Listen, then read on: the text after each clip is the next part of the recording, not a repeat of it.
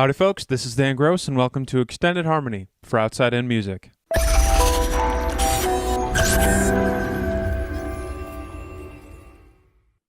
Outside In Music is a record label and a media company that connects jazz artists with their passionate fan bases. Please visit us at our website, outsideinmusic.com, where you can see our artists and their recent releases, our podcasts, video interviews, and links to get in touch with us. Extended Harmony, what you're listening to right now, is a monthly podcast that features musicians in the jazz, blues, and soul umbrella who create original music. We discuss their lives, influences, and any advice they'd like to pass along. Joining us today is Swiss trombonist Samuel Blaser. In addition to being the first European guest and the first trombonist here on Extended Harmony, Samuel is a great player and composer who is innovative and unique in the jazz world, especially in free and improvisational jazz. We're going to talk about his early life and influences, his incredible sound on the instrument, his improvisation, his tour with Marc, Ducret, and Peter Bruun, which will have wrapped up by the time this episode airs, and of course, any advice he wants to pass along. Thanks so much for tuning in, and please enjoy this episode of Extended Harmony. Samuel, thanks so much for joining me today. Really appreciate it. Well, thank you for having me. So we alluded to this in the intro. You are actually the first European-born guest I have had on the show, and I also believe you were the first trombonist. And this is usually the part in an interview where I give the old college try on your hometown, but I'm going to go ahead and not do that because I don't want to I don't want to mess it up too much in your presence. But why don't you tell us where you're from, Samuel? Well, I'm from a little town called La Chaux-de-Fonds, located in Switzerland, and I grew up there, and I was raised there. I went to the college there, and then studied trombone there. Well, I did everything there basically before flying to Paris and then New York later. Yeah. Right, and right now you are based in Berlin. Is that correct? That's where your home base is nowadays? That's correct. Yeah. We moved there. I said because myself and my wife moved there in 2009. Yeah. Got it. After New York. Yeah, that's right. You needed a little break from the fast-paced lifestyle, I guess. So let's circle around to growing up in this small town in Switzerland. Can you just sort of give us an idea of what the musical culture was like in the place you grew up? I mean, was there a lot of jazz around? Tell us about that. Well, my city is very small. It's there are 40,000 people living there, but the culture is very important. It's also a working class town. Their focus is on watches, surprisingly. It's a little town located in the mountains, so actually it was mainly farmers, and during winter time they were building watches, of course. So that was their hobby for winter time. So it's a town known for their great watches. And before even having running water in the 19th century, they built a theater. So they wanted to become like a little Paris. And they built a theater and an amazing musical called La Salle de la Musique, where so many artists recorded albums like Keith Jarrett and Pierre-Laurent Amar. It's an amazing room with a fantastic acoustic, and nobody knows how they built it. But anyway, so the culture is very important there, and I had the chance to have a local conservatory with a high dynamism, you say that? So the core of teachers were very flexible, and they played baroque music, classical music, and jazz. So all the styles were mixed in that conservatory. So I had the chance to play all kind of music at a very early stage, which was very fortunate for such a little town. And that's basically how I got into music. Yeah. And It's an amazing thing growing up with all of these influences. I think this is such a cool common theme I get to explore on this show, is that even though I have jazz musicians and the occasional something a little bit outside, but close enough, everyone says they grew up with a lot of different things, but pretty much everyone has settled on playing jazz. So what was it about jazz that really drew you in and got you into playing jazz and taking it seriously and wanting to pursue that? Well, first, I wanted to start trombone when I was 2 years old, which is pretty early. That's very early. And but I couldn't express myself at that time because my language was probably very limited. So I only started to play trombone at age 9. But in my family, we used to listen to a lot of different kind of music, of course, but Ray Charles was always there, Louis Armstrong, and that was the 2 cassettes we had. So we were listening to that music all the time, and my mom was, she's still a huge fan of jazz, and it has always been my dream to play that music. So when I started trombone, the first tune I played was Blue Moon, and so jazz has always been a style that I wanted to perform. Although I was pushed to finish my classical studies because, everybody thought that classical music gave great strength and basic to play the instruments, and which I didn't want to do at that time. I wanted to study jazz, but today I'm very happy that I followed the advice of my teachers and family. And so that's a little bit of the story with the jazz. And in the local conservatory where I studied, they were so keen to play jazz, so they put a little big band together for students. So I was 13 years old, and we were starting playing the music of Count Basie and Duke Ellington, and that's where I blew my first solos, basically. Oh, that's amazing. And big band has been my jazz school, basically. Right, so you've been able to have the opportunity to play a lot, and something you said, which is something I definitely wanted to touch on, by playing classical, you said it gave you the foundation and good technique, and I think one of the things that I think separates you, and I will say for other trombonists, is the clarity and the sound, and some of my favorite trombonists, I know trombonists for everyone, it's J.J. Johnson. He is the way he is so clear. His sound is amazing. And for you, what do you attribute to, what was your sound model that you combined with? Because classical trombone playing and jazz playing, while they share the same fundamentals, it's obviously different. But when you were trying to cultivate your own sound, what sound model did you have in mind? That's a good question, because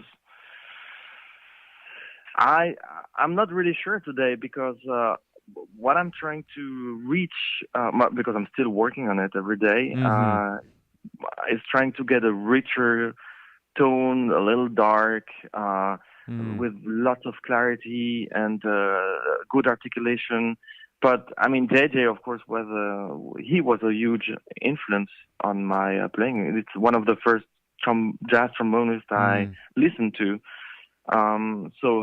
He had a big sound, really big sound, with a really clear tonguing, single tonguing. He was not doubling or doodling, which is quite impressive when you listen to his lines. But lately, I went to study with the trombone player at the Berlin Philharmonic, and I took a few classes because I wanted to put things together. Sometimes when you improvise too much, and you tend to pay less attention to the basics, so you tend to lose a little bit control of the instrument. So I thought, okay, it was a good idea to go get things back together. And when I studied with him, I realized that well, I lost so much. Huh.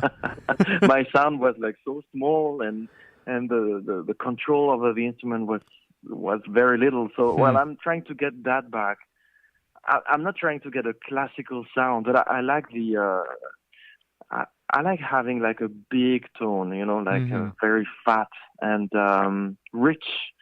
I'm loving that, but I don't have any specific reference today, I must say.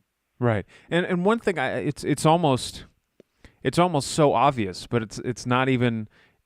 It doesn't feel like it's discussed. So many of the great players we've talked about, and one of my kind of under the radar favorites was Al Gray, the lead trombonist with the Count Yeah. Basie band for a really long He was time. great, yeah. Oh, he was great, but it's so obvious that you play a trombone with an F trigger, and that really, in addition to changing your facility, that really darkens and opens up the sound as well. And I know you're Well, sponsored I'm also by. trying to play Yeah, go ahead. the entire register of the horn. So I'm trying to play up register and very low register, which very few people, maybe none actually. I mean, I don't want to say none, but all the trombone players I'm listening today, they are not using a lot of range of their instrument, although it's available.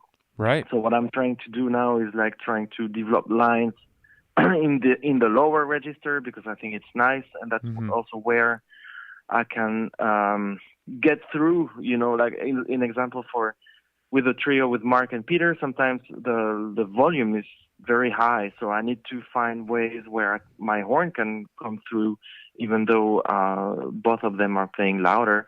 And I realized that instead of like burning my lips in the upper register and screaming, Yeah. I could also develop lines in the lower register where the guitar is not present actually, and the drums either. So it's actually interesting to develop lines there, so you can explore new landscapes. Yeah, that's a great transition. It absolutely into something else I wanted to chat about. So you mentioned your trio with Marc and Peter. So Samuel's been touring with this trio for a long time, and as we're taping this, he's on the back end of this tour. And by the time this episode airs, he'll be done, taking some time off from it. But the trio is Peter Bruun on drums and Marc Ducret on guitar. So that's an interesting lineup.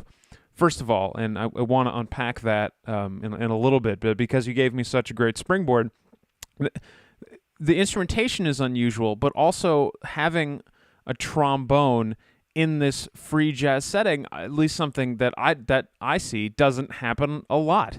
You usually see something with a trumpet or a saxophone or something you might assume or think that has more facility because there's valves or keys. So for you, you've played in big bands. You did the hard bop thing for a while. What drew you to playing in this instrumentation? You touched on it a little bit. What does some things that the trombone does well in this sort of free setting compared to other horns? Well, Marc and I used to play. I mean, he used to be part of my quartet for a couple of years, and that was a very, classic quartet. I mean, it's not classic because one would think that a classic quartet would be piano, bass, and drums, and the horn that is a leader. But in that case, Marc was on guitar, and we started touring duets a little more, and we realized that we were much freer to interact as a duet, as opposed to a playing quartet. And so we thought that maybe adding a third element to that duo would complete the group actually. So we thought about adding a drummer. And Marc used to perform a lot with that Danish drummer, Peter Bruun, and that's how we started. But we didn't really think about we will miss a bass player or oh god, you're gonna be hard, or I don't know. It was just putting together people that could fit together as well, and it's much more interesting than playing quartet. I must say because the bass is unpresent, and that we can cover all the three of us that part, right? And it's pretty interesting. It's like chamber music a little bit.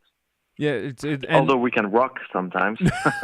I can personally attest to that, and that also ties into something else I wanted to chat about in this free setting. What is the ratio when you guys are playing versus how much of the music do you compose? Obviously, it's not through composed music, but how much of it do you compose versus improvise when you're on the bandstand? 78.7%.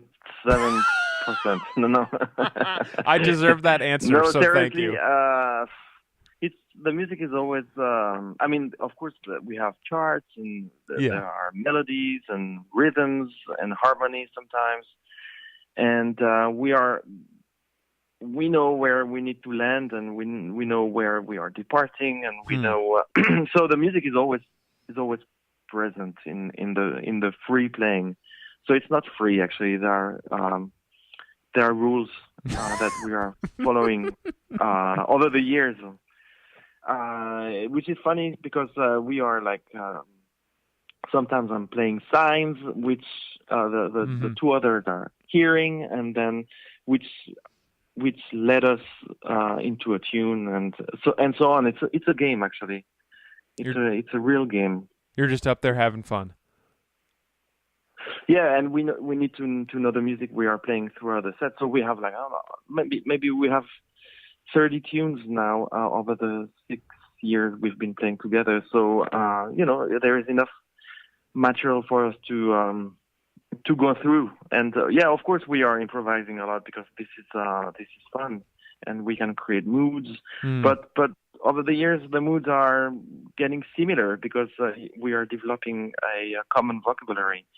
So for the people that are listening to the trio for the first time, it might sound totally free, actually, but it's actually not so free, if I may say. Well, I'm glad you set the record straight. I appreciate that. And the other, so I think what strikes me about hearing you talk about this, and what I was going to ask, and I mean I still can, but I had this conception of you three, and you've talked about the range of the trombone and all the ability that gives you to play in this setting, and then Peter Bruun's creativity, and then all of the sounds that Marc can make on his guitar and the control he has.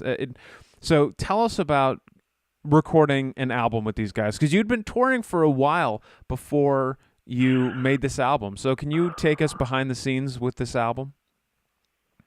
Yeah, I mean, there's nothing much behind the scenes because it's a live recording from we've been playing like 120 or 30 shows over the last 6 years, so that's quite a lot for a band today, I think. And we've been recording so many shows, and so many of them are in my computer.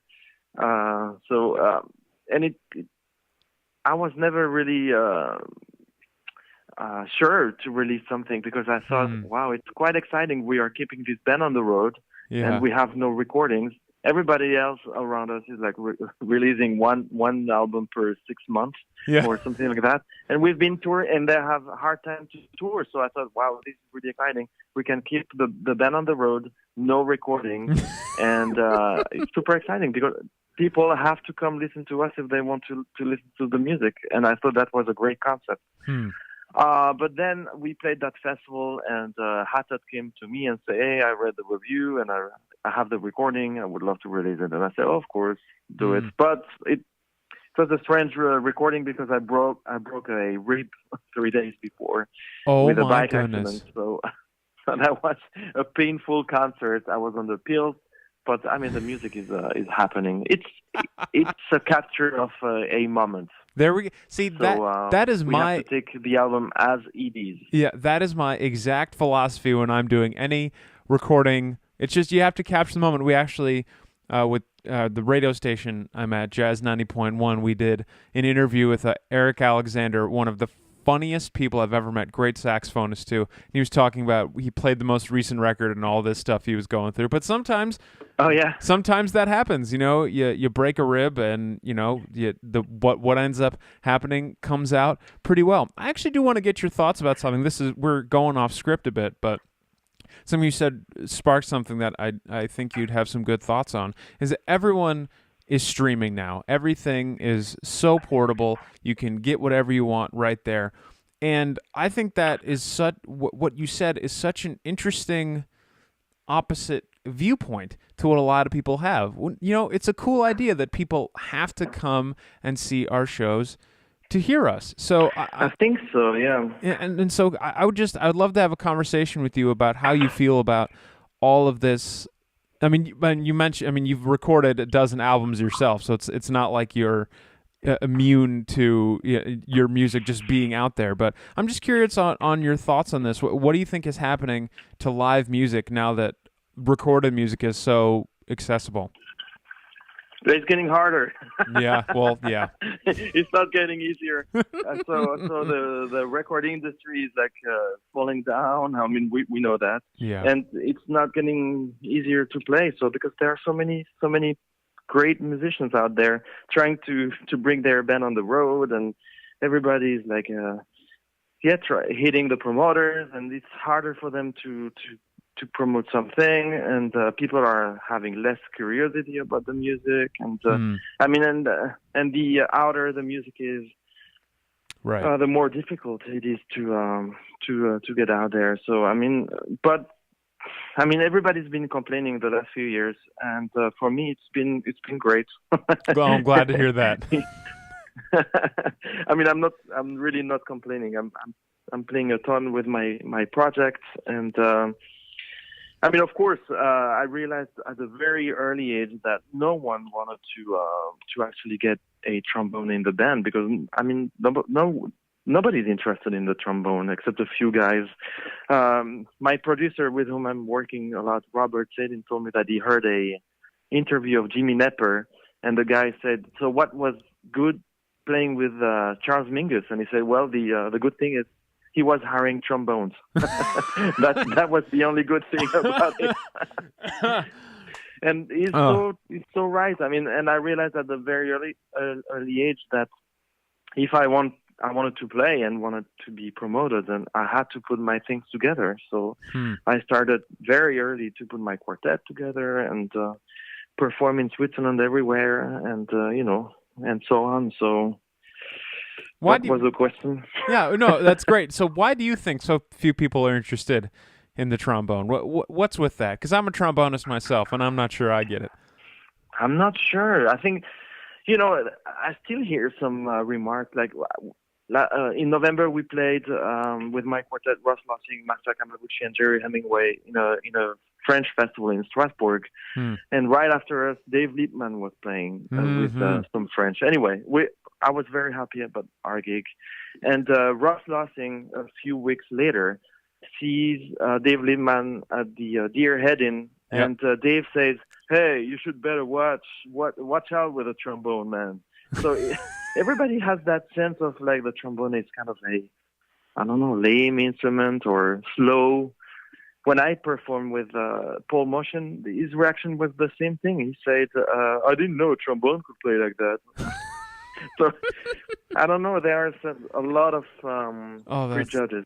Oh my God! So and of course, I cannot play like a saxophone player. I have to find other ways. I mean, there are a few trombone players out there that can play super fast, but I don't see the point either, because the trombone should be melodic and should be sliding. We have a slide, so why not keeping the nature of the instrument? But I mean, I don't know. That's probably why a lot of people have too many bad ideas about the instrument, like playing glissandos and growling, and that's it. Right. Well, you know what? Here, right now, Samuel, you and I are going to work together, and this is step number 1 to get other people to appreciate the trombone. And by the way, the guy who runs Outside In Music, Nick Finzer, is a trombonist as well, so he'll get a kick out of this. But it's interesting because I'm reading a lot of things about this Jamaican trombone player right now, Don Drummond, who was fairly a star. He was a star in Jamaica. He died in late 60s, and I realized that in that music, ska and reggae, the trombone was a leader actually, and that's one of the only music where the trombone is in front. So it's there are a few styles where the trombone can be a singer. Right, can be fully appreciated. This would not be an episode of Extended Harmony if we didn't do a little promotion for our guest on this whirlwind tour he did. It was 25 dates in an extremely concentrated period. You had a little chance to hit the studio with your quartet. You mentioned the Cats before. Take the reins, man. Tell us about this upcoming project. You mean the early in the morning? Yes, sir. Then, well, it's getting old because things are taking a lot of time. Yeah. But well, I mean, it's I recorded a new album. When was that? Like last January. I have, like beside like playing with my trio, I have like many other projects, and one of them is collaborating with that producer in New York called Robert Sadin, with whom I'm working very closely, and so that's our third collaboration. The first one was with Paul Motion, and the second one was a tribute to Jimmy Jufrey that came out 2-3 years ago, Spring Rain. And now the new one is called Early in the Morning, and it's a tribute to the blues. So, I'm trying to find ways where the trombone can be a little bit more solicited, and I thought that the blues was a great example.